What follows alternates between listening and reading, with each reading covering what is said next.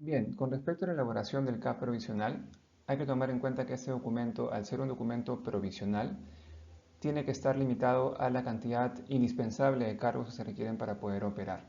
Es decir, no podemos plantear la propuesta, digamos, ideal del total de personal, de posiciones que requerimos en la organización, pero sí de repente aquella que sea viable o que sea necesaria para que la entidad sea viable en los siguientes 2 o 3 años, en tanto trabajamos el proceso de tránsito y en ese marco el cuadro de puestos de la entidad.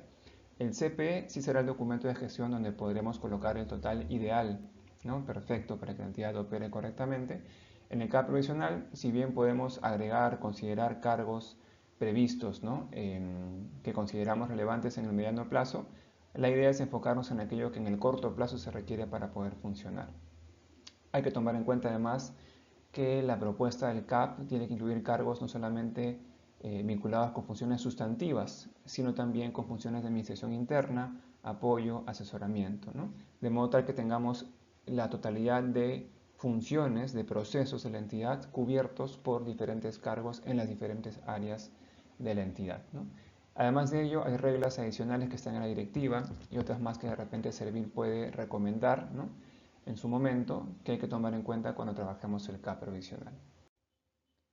Cuando hablamos del MSC en su momento, conversamos acerca de los diferentes grupos ocupacionales y los puestos o cargos, ¿no? Vinculados a ellos según sus funciones.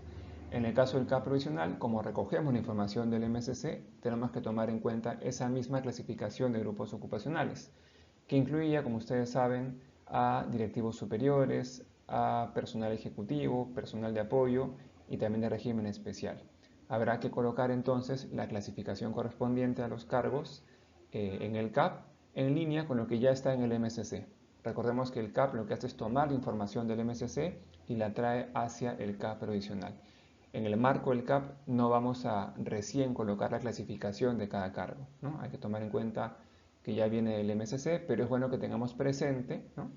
Cuáles son las clasificaciones que existen para los cargos que vamos a considerar en el CAP provisional. De manera resumida, acá tenemos la ruta que tiene que seguirse para presentar, para trabajar y presentar la propuesta de CAP provisional a servir. Lo primero es que la ORH de la entidad trabaje la propuesta, lo que implica trabajar los formatos, pero también el informe de sustento. Luego de ello, la alta dirección también tiene que plantear cuál es la cantidad de cargos de confianza o de empleados de confianza que se va a considerar, cuáles cargos y dónde van a estar ubicados, ¿no? Luego de ello, la OPP tiene que emitir su opinión correspondiente y finalmente, desde la alta dirección de la entidad, se remite la propuesta a servir para su revisión y para la emisión de su opinión favorable.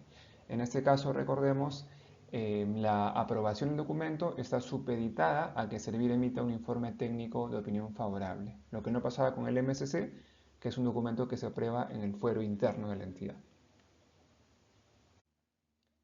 Aquí tenemos un ejemplo de llenado del formato número 1 que corresponde al índice general del CAP provisional.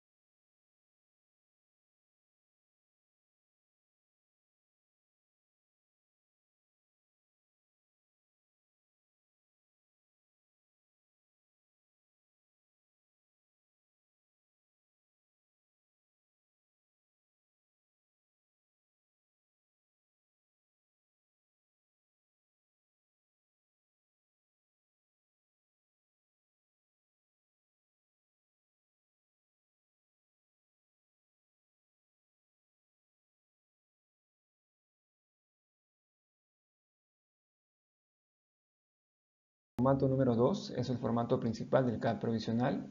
Es donde se consigna la información de los diferentes cargos por cada una de las áreas. Y acá también tenemos algún campo que solamente corresponde a las entidades tipo B, que es el de forma de organización, pero el resto sí corresponde ser llenado por todas las entidades sin distinción.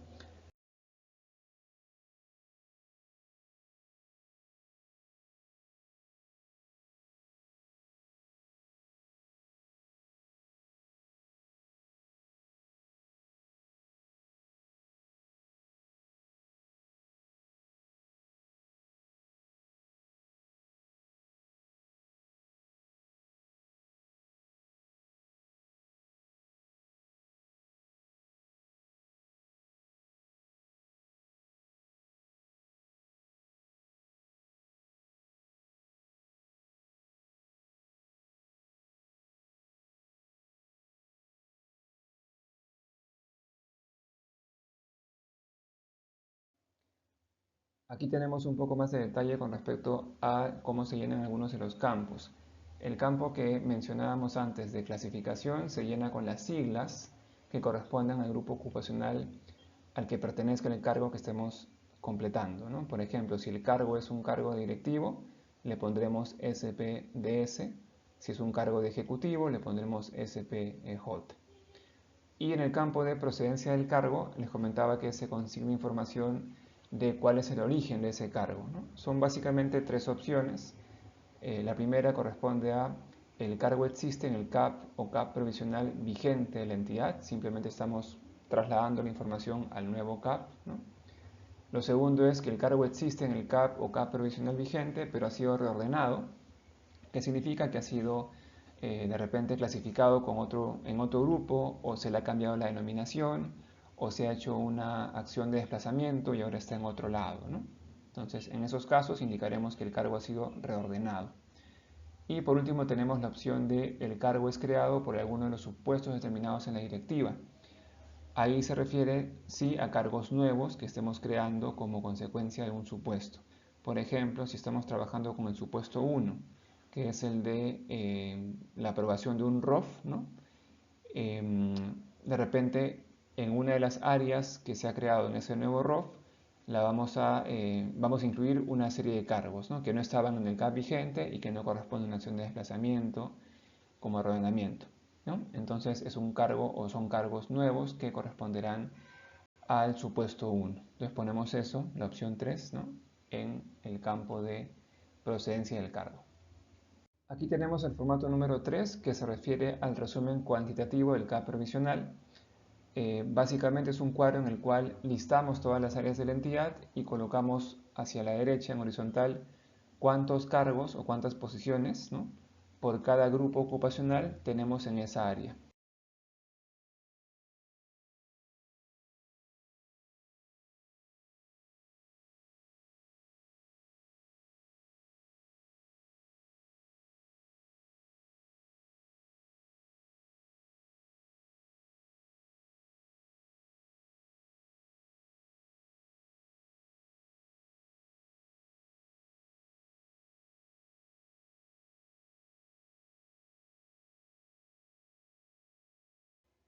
Un punto importante en el diseño del CAP provisional está en el cálculo de los límites porcentuales, que básicamente son dos. Uno te dice que la cantidad de cargos de confianza no puede superar el 5% del total de cargos de la entidad, y el otro dice que los directivos superiores no pueden ser mayores al 10% del total de cargos de la entidad, ¿no? Lo que busca cuidar que no todos sean directivos, que no todos sean cargos de confianza, porque eso distorsiona la esencia del documento de gestión. ¿Qué normas regulan estos temas? La ley número 28175 y la 31419 con su reglamento, ¿no? Que disponen ya algún detalle más concreto con respecto a cómo se calcula el límite del 5%. Les comentaba al inicio que la cantidad de cargos de puestos CAS también es importante porque ese número va a ser parte de la fórmula con la cual calculemos el total de cargos de confianza, pero no es la cantidad de cargos CAS que tengamos a la fecha, sino la cantidad de CAS que tengamos al 15 de febrero del año 2022. ¿Por qué esa fecha? Porque fue la fecha en la cual se aprobó la ley número 31419, ¿no? Que es la norma de idoneidad, que establece justamente el detalle o la regla, ¿no?, de que el máximo de cargos de confianza sea del 5% con respecto al total de cargos de la entidad. Recordemos que además el mínimo de cargos de confianza es 2 y el máximo de 50 cargos. Es el techo que se tiene para ese grupo de servidores en las entidades. Aquí tenemos una explicación un poco más matemática, ¿no?, de los límites porcentuales que hemos comentado. En el caso de los directivos superiores, el límite es 10%, que simplemente resulta de multiplicar el total de posiciones del CAP provisional propuesto, lo que estemos trabajando, por un 10%, ¿no? Y en el caso del límite de cargos de confianza, la fórmula incluye, por un lado, el total de posiciones del CAP o CAP provisional vigente, ¿no?, el documento que ya existe en la entidad, si fuera el caso, más los contratos CAS al 15 de febrero del año 2022. Ese total lo multiplicamos por un 5% y ahí tenemos el límite, que en todos los casos tiene que ser máximo de 50, ¿no? Si mi 5% me sale 60, mi techo será 50. Sí, entonces hay que tomar en cuenta estos detalles para el cálculo de estos dos límites que tenemos en el marco del CAP provisional. Con respecto a la aprobación del CAP provisional, como decíamos hace un rato, esto nace en la ORH, que trabaja la propuesta y el informe de sustento, pasa por OPP, que también emite opinión favorable, pasa luego a la alta dirección de la entidad, que remite la propuesta a Servir, Servir evalúa y emite un informe favorable de ser el caso, que es devuelto a la entidad y la entidad tiene que aprobar el documento de gestión, que varía el instrumento de aprobación dependiendo del tipo de entidad del que estemos hablando. Si fuera un ministerio, por ejemplo, sería con una resolución ministerial. Si fuera una municipalidad, sería con una ordenanza municipal. Estas normas luego se publican, por supuesto, para que entren en vigencia y con eso se tiene aprobada la propuesta o ya el documento de gestión. Ahora, el documento, una vez que se aprueba, puede ser administrado y eso implica una modificación, digamos, sencilla, parcial, que no requiere una ruta de aprobación nuevamente que pase por Servir. ¿Qué acciones pueden ser parte de esta administración de CAP provisional que no requiere pasar por Servir? Puede ser, por ejemplo, cuando designamos cargos de confianza, ¿no? Entonces, si estaba previsto, lo pondremos en el CAP ahora como ocupado. Ese cambio simplemente de ocupado a previsto o al revés, ¿no?, se puede hacer sin problemas como una acción de administración del CAP provisional. Igual puede ser si es que hemos modificado el MSC y hemos cambiado la clasificación o denominación de un cargo o cargos determinados. Eso lo podemos actualizar también en el CAP provisional. Si es que ingresa y sale personal también de algún área y ahora hay más cargos ocupados o más cargos previstos, también ese tipo de acciones podemos actualizarlas como parte de la administración del CAP provisional. Y como decíamos, la ruta de la administración del CAP provisional es un poco más sencilla que la ruta de la aprobación del CAP provisional, en tanto no se requiere que pase nuevamente por Servir.